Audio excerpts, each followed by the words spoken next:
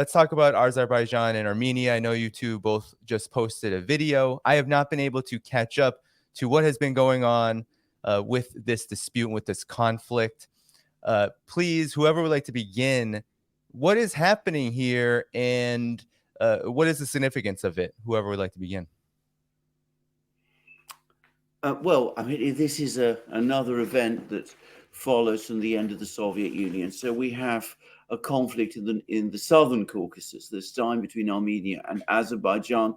It's been a long-standing conflict that's been over this territory, this disputed territory of Nagorno-Karabakh, populated mainly by Armenians, but assigned by Stalin to Azerbaijan. Nagorno-Karabakh broke away from Azerbaijan towards the end of the period of the Soviet Union. It was semi-independent for this time, but connected to Armenia.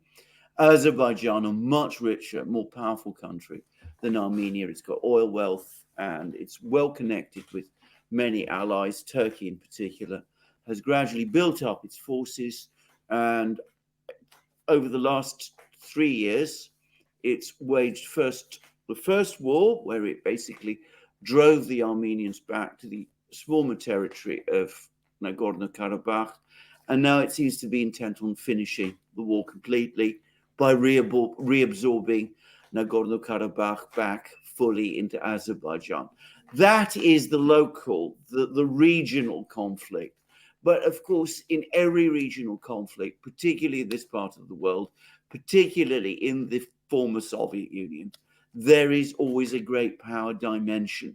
And what has happened is that there's been a struggle within Armenia between those who wanted to orient Armenia towards the West, like current Prime Minister Nikol Pashinyan, and others who have preferred to keep Armenia close and a close friend of Armenia's traditional ally, which is Russia.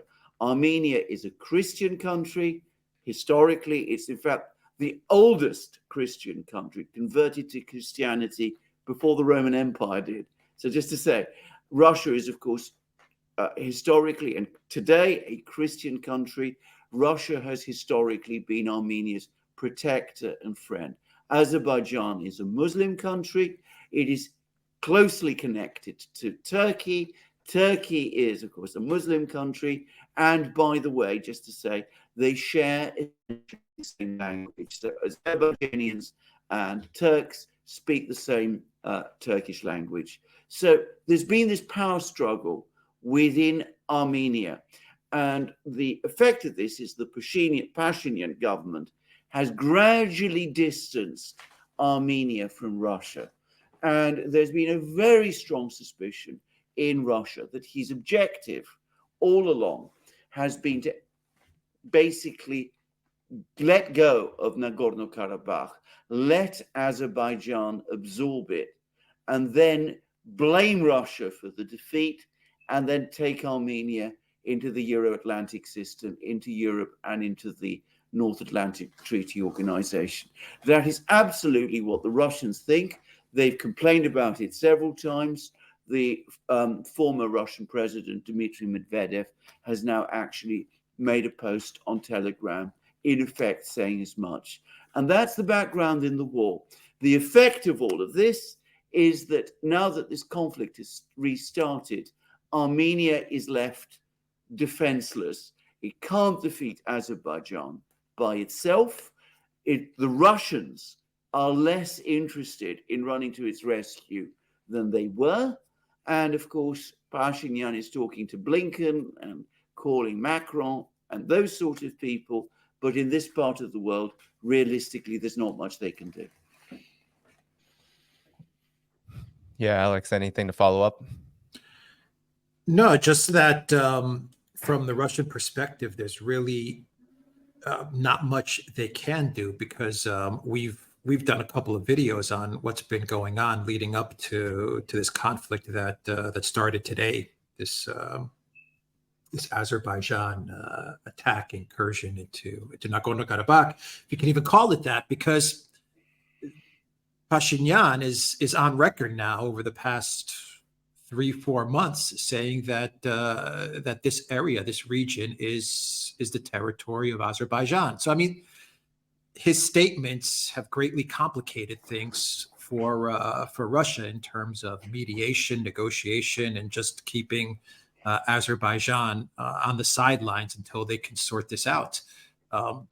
This is why I'm having trouble describing what exactly Azerbaijan is doing right now in Nagorno-Karabakh, because of Pashinyan's statements that he's made, where he has recognized that this area is Azerbaijan territory, and it's really muddied the waters, and I think that's one of the reasons why you have a lot of people now in Yerevan on the streets and in front of the parliament and the government buildings. They're calling Pashinyan a traitor.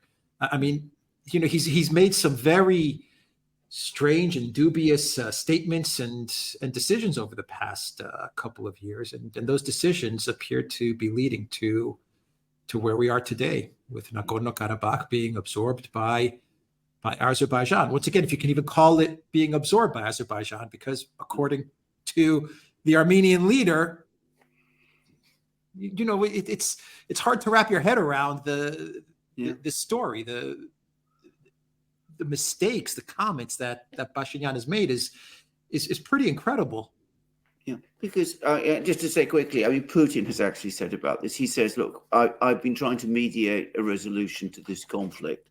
A couple of weeks ago, Pashinyan announced Nagorno-Karabakh. He said that they did this entirely unilaterally. Nagorno-Karabakh is actually part of Azerbaijan. So Putin says, whenever I pick up the phone and speak to the president of Azerbaijan, he says to me, well, you know, what are you calling me about? What conflict are you discussing? There isn't a conflict anymore, because the Prime Minister of Armenia says this is our territory. Given that it is our territory, we are entitled to send our army there. So what he did, what Pashinyan did, is he undercut the entire Armenian position. And of course, that was what he's intended to do. He wanted, the assumption is in Moscow, he always intended to find a way to loosen the tie to Nagorno-Karabakh, because Nagorno-Karabakh, the need to protect it, was binding Armenia to Russia, and he wants to detach Nagorno-Karabakh, let it go, so that he doesn't have that connection to Russia anymore and can take Armenia fully into the West. And of course, a lot of people in Armenia are very angry and upset about this, but whether they'll be able to change the direction of events is another matter. Well, the problem with all that, real quick, what Alexander is saying, the problem is that without Russia, Armenia is exposed. Yes. I mean, who's to guarantee that Azerbaijan will stop where it says it's going to stop? Yeah, they've made many claims in the past what their intentions are for Armenia, and Armenia cannot fight off Azerbaijan without Russia. And who's to say the game that Pashinyan is playing? Who's to say that the United States or France, where you have a very large diaspora of Armenians living in both countries, but who's to say that they're going to come to Armenia's rescue? I mean, this is a very dangerous, reckless game that Pashinyan has played, and you know, Armenia is at risk. Armenia is at risk because of this this game that he's playing. Indeed, that is absolutely correct. Just to quickly say, and I mean, this is me, I'm done then. Azerbaijan actually has more territorial claims on Armenia that go beyond Nagorno-Karabakh. Now, they haven't enforced them yet, but, you know, they are still possibly, they might eventually do so. And the reality is, all the big countries in this area, Turkey, Iran, which has been historically a friend of Armenia, Russia, they do not want to see the United States in this region. So Pashinyan aligning Armenia with the United States is going to antagonize all the big regional powers in an area where I suspect it will be very difficult indeed for the United States to extend its influence. And and Iran to as come well, to Armenia's Alexander. rescue. And Iran as well, Alexander. I mean, Yeah, yes, and Iran has got a stake in this region as well. absolutely, And yes, all of them. Yeah. And then, well, to follow up, then you mentioned that this is becoming, or has maybe always been a part of a larger major power conflict. What has NATO's role been in all of this historically and now currently? Well, the NATO and more the EU here than NATO, but NATO has been trying to expand into the Southern Caucasus. This is an extraordinary thing that it's been trying to do, but it has done. In 2008, at the same time that it extended an invitation to Ukraine to apply one day for NATO membership, it did the same to Georgia. Georgia is a neighboring republic to Armenia, another Christian republic with a very long history in the Caucasus. And it's had this constant sort of desire to introduce itself into the Caucasus. And the EU still more so in some ways. Of course, exactly as Alex says, this antagonizes all the big regional powers. Even Turkey, which, by the way, is, of course, a member of NATO, is very angry with the EU at the moment, won't really be happy to see the Americans in the Southern Caucasus. But the NATO and the EU have been trying to do this for a very long time. And you could argue that there are reasons for this. There's logistical reasons. There's economic reasons. Azerbaijan, as I said, is a major oil exporter. And the idea is if you can establish a presence in the Caucasus, you can start to gain access to the oil from the Caucasus, from the Caspian Sea, from Azerbaijan. There's even a James Bond movie, by the way, that touches on all of this, which is, all about, the control of the oil supplies through the Caucasus. So there's been that issue. And of course, the other is that the United States is now very convinced that Armenia is somehow a key to Russia infringing sanctions and all of that, the goods that Russia wants to import, a lot of them are going through Armenia, so it wants to plug that particular hole. But ultimately, I think the story is, it's always the same story. It is that you can put aside these rationalizations. The fact is that NATO and the EU are two bureaucracies. They want to expand. They want to expand all the time. In Washington, there's always a lobby that wants that to happen. Also, they will always find people in all of these countries who want them to come in because there are all sorts of supposed attractions to NATO and EU membership. And all that does is it creates crisis. We've seen one in Ukraine, which we're going to come to, and we're seeing now one in the Southern Caucasus as well. And this is the second one in the Southern Caucasus because, of course, Georgia and Russia in 2008 found themselves in a conflict in which Georgia was defeated by Russia in 3 days and lost large chunks of its territory in consequence. I wanted to ask then, maybe the last question on this subject. How does this affect Russia? Given the Ukraine situation, that seems like it will be a war of attrition for quite some time. How does a conflict here affect Russia, given that it is, fighting a war of attrition in Ukraine and has NATO encirclement to be concerned about always? Right. Well, I'll just say quickly. I mean, first of all, there is an important emotional aspect in the sense that Russia has had very long historic connections with Armenia, and many Russians care about that. And the fact that Armenia is going away, going to the West, psychologically, that is something that affects Russians. I mean, it affects Putin personally.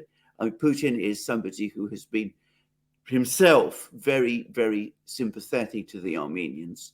And you can see that from the way that when he talks about the subject, he's very stressed and very angry about what's happened. So there is that aspect, and it is a blow. But one mustn't overestimate it. I mean, these are small places. Ultimately, the Russians can always exert power here. Now, when I said there was this war between Georgia and Russia, which Russia conclusively won, Russia won that war with 10,000 troops. The war that is fighting in Ukraine requires 400,000 troops. It's on a completely different scale. So Ukraine is on a completely different scale to the problems in the South Caucasus. So it's a problem, it's a distraction, it's a thing that causes Russians upset, a lot of upset, but it is not an existential problem for the Russians in the way that Ukraine is. Anything, Alex? Anything you want to add? No, I think Alexander pretty much covered everything. I'll just say that the Caucasus are something that I believe Russia is not going to just cede to NATO or to the European Union. We talked about Georgia. We can even extend it further towards even Chechnya and even Syria to an extent. I'm not saying they're in the Caucasus, but a lot of people don't realize that Syria, for example, is, I believe it's a 24-hour drive at certain parts if you were to make it towards Russia. I mean, this is Russia's neighborhood in a way. Yeah. This is a part of Russia's neighborhood, and it shares it with other powers, Iran and Turkey and other powers in this region, which also don't want to see NATO expand or the EU expand into these areas. And so, Armenia is very dear to the Russians. I've been there twice, so I can tell you. I've been there. I've seen it, and I was there recently. Everyone in Armenia speaks Russian. When I mean everybody, I mean everybody, young and old. They also speak excellent English as well. There is a very large Armenian diaspora around the world, very large. Mm-hmm. It dwarfs the actual country, the amount of Armenians that live outside of the country. And the ties between Russia and Armenia are very close. I mean, you go there and you can sense it, you feel it, you hear it. Much of Putin's administration is Armenian. The RT editor, Armenia. I believe even Lavrov, if I'm not mistaken, Alexander, is that his part? Yes, he's partly Armenian, yes. Yeah. So, I mean, the notion that they're going to be able to push Russia out, or Pashinyan is going to be able to completely push Russia out is ridiculous. It's dangerous. It's ridiculous and dangerous. But, NATO is a business. The European Union is a business, and the business has to expand and find new markets. And they would like nothing better than to surround Russia right underneath Russia. Just keep on chipping away and surrounding Russia and causing trouble to the south of Russia, which is what they're good at doing. But he brought up Georgia. Alexander brought up Georgia, and the last person that tried to cause trouble in that area, we know where he has ended up. Thank you for tuning in to my latest video. I appreciate all of your support. This channel, however, needs your help. I am seeking to make this channel more sustainable in the long term and upgrade necessary equipment to ensure that this work continues onward and makes progress to give you all of the geopolitical analysis that you all deserve. For that reason, I'm asking you to become a member of my Patreon community at patreon.com/DannyDhaiphong. You can find that link in the video description or in the pinned comment below. For whatever amount you choose to give, just know you are supporting independent media that you can't find anywhere else. Thank you so much, and I look forward to the next video.